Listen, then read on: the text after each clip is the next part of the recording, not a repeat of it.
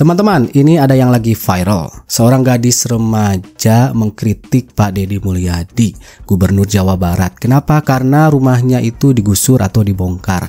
Padahal rumahnya itu dibangun di bantaran Kali Bekasi yang tidak mempunyai sertifikat, bukan milik pribadi. Jadi wajar ya kalau Pak Deddy Mulyadi menggusur. Kemudian Pak Deddy Mulyadi itu mengundang gadis tersebut untuk melakukan audiensi bersama dengan warga-warga yang lainnya. Ketika berdiskusi dengan Pak Deddy Mulyadi, gadis tersebut bukan hanya protes karena rumahnya itu digusur, tapi dia juga ingin perpisahan sekolah tetap ada. Ngotot gitu. Nah, hal ini mengundang banyak respon dari netizen karena dinilai sikapnya yang memang tidak pantas. Karena beberapa kali Pak Deddy memberikan pengertian, gadis itu ya tetap aja ngotot gitu. Ya makanya wajar direspon, dikritik keras oleh netizen. Makanya kita langsung saja lihat videonya seperti apa.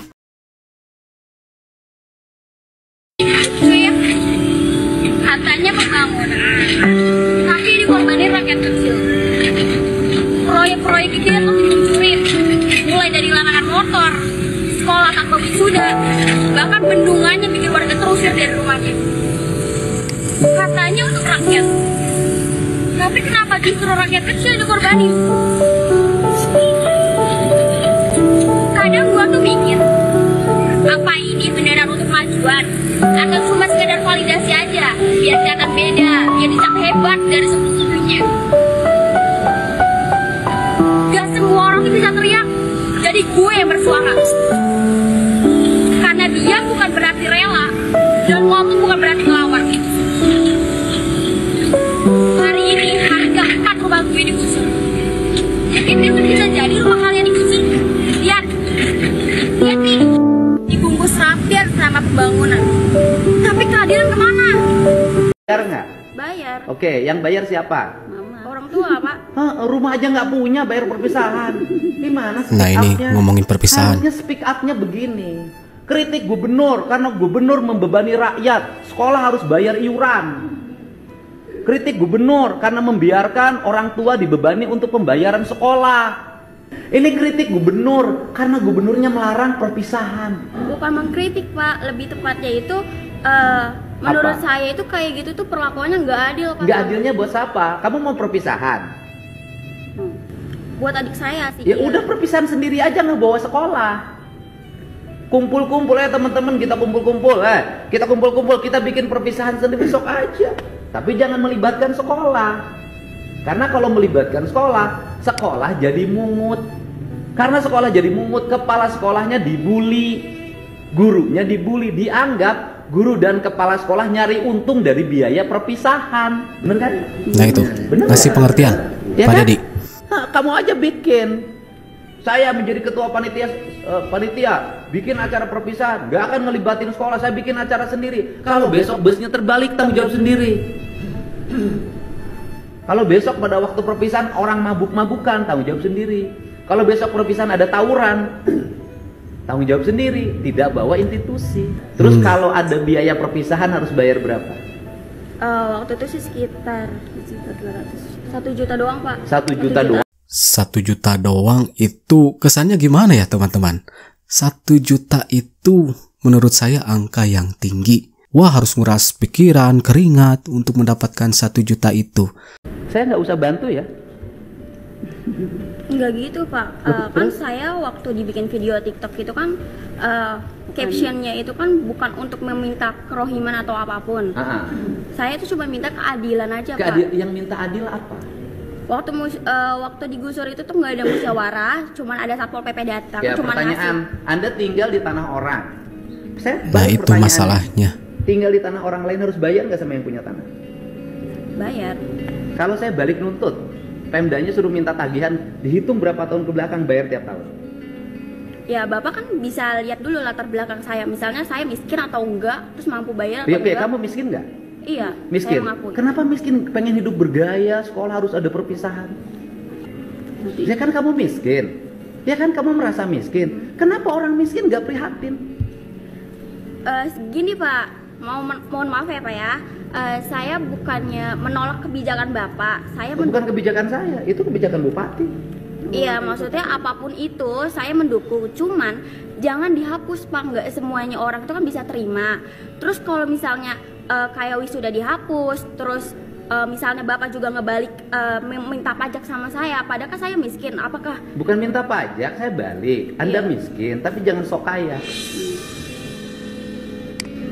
Beberapa kali ya Pak Dedi memberikan pengertian, gadis tersebut terus menjawab, ngotot lah kasarnya. Ini gadis kalau diarahkan bisa bagus itu, bisa mengkritik ya. Cuma seperti apa yang Pak Dedi bilang, penempatannya salah gitu. Nah kita lihat bagaimana respon netizen.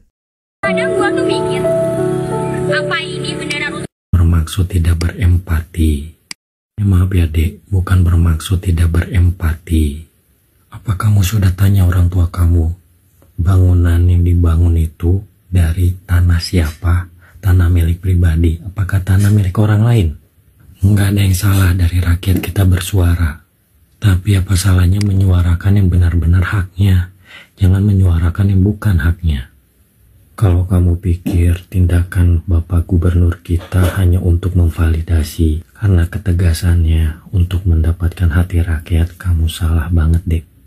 Jadi begini deh, sebelum adanya penggusuran pasti sudah ada analisa dulu, pengecekan terlebih dahulu mana yang hak pemerintah dan mana yang haknya rakyat.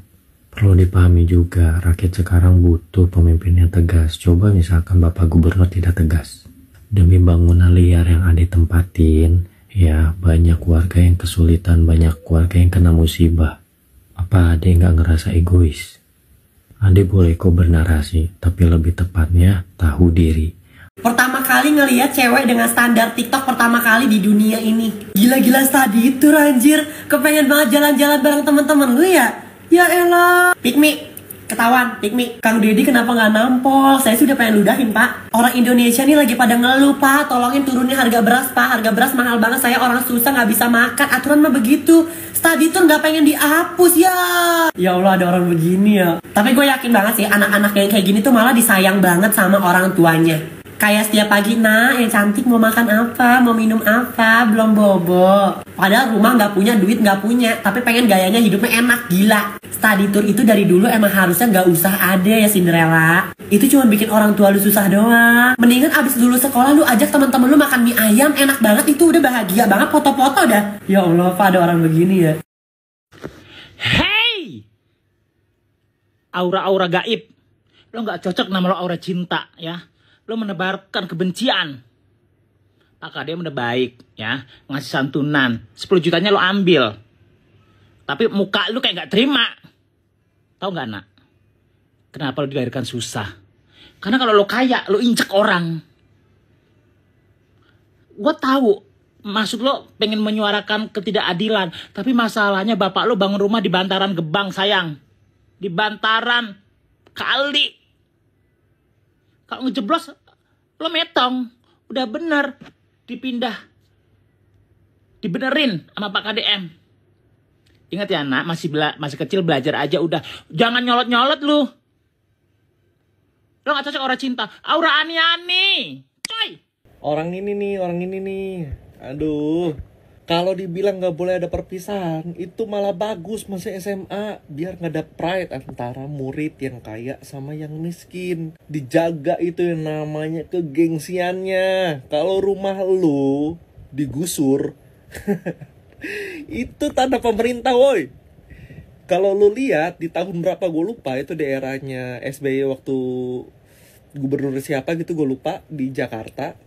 Ada beberapa rumah yang digusur juga waktu di tanah BMW itu. Jadi dulu tuh sebelum stadion JIS terbangun itu banyak warga bangun rumah di sana dan digusur. Terus ada juga rumah-rumah di kolong tol di daerah Warakas di Jakarta, itu pun digusur karena semua tanah pemerintah.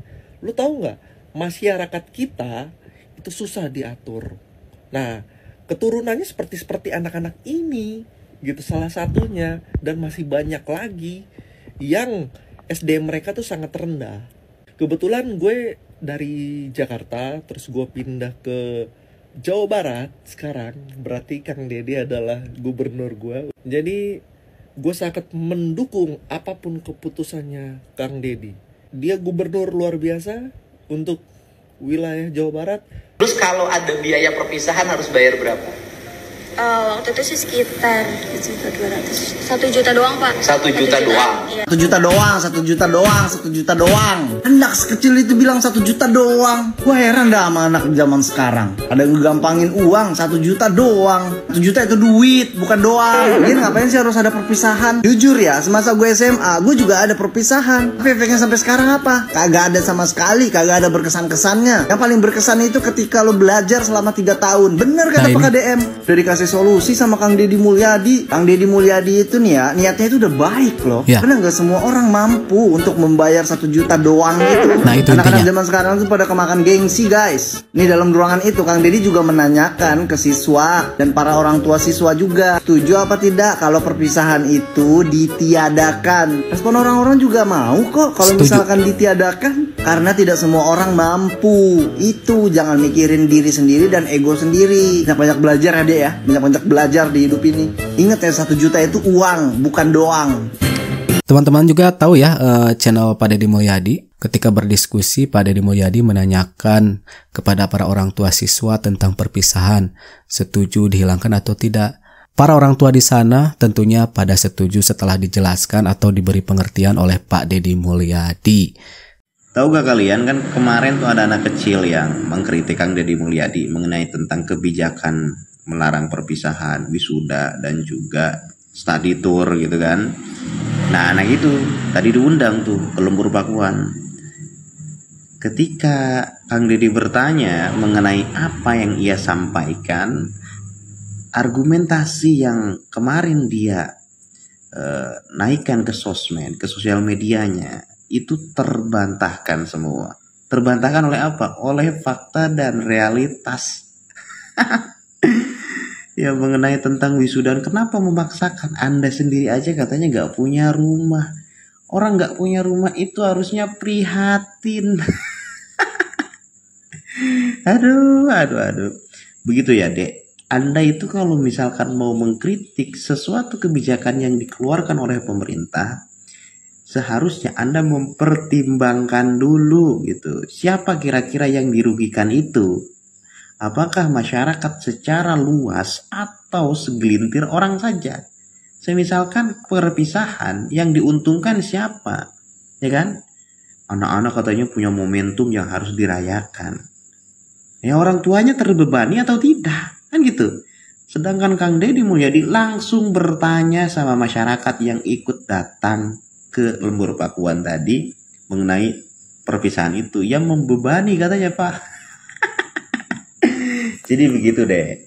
Anda harus belajar dulu. Ya, kritis boleh, tapi poin-poin yang Anda kritisi harusnya mempunyai nilai substansi yang secara harfiah itu untuk kemaslahatan masyarakat secara luas gitu. Bukan hanya kepentingan anak-anak yang justru nantinya membebani orang tua. Masalah penggusuran pun sudah jelas lah, ya kan? Yang salah siapa? Terus Kang Deddy di situ juga menjelaskan. Intinya tadi yang saya sampaikan, kritik boleh, tapi substansi dan poin itu harus untuk kepentingan masyarakat. Oke? Nah, itu dia ya teman-teman tentang gadis yang mengkritik Pak Deddy Mulyadi, yang kemudian dilanjut audiensi diundang oleh Pak Deddy Mulyadi untuk berdiskusi. Kemudian dikasih respon oleh netizen bagaimana sikap gadis ini terhadap Pak Deddy Mulyadi. Dan untuk adek ini menurut saya jangan mengedepankan ego. Pak Deddy Mulyadi itu memberikan yang terbaik untuk masyarakat ya. Sudah berlaku adil dan memang itu tujuannya untuk kebermanfaatan bersama, kemaslahatan bersama.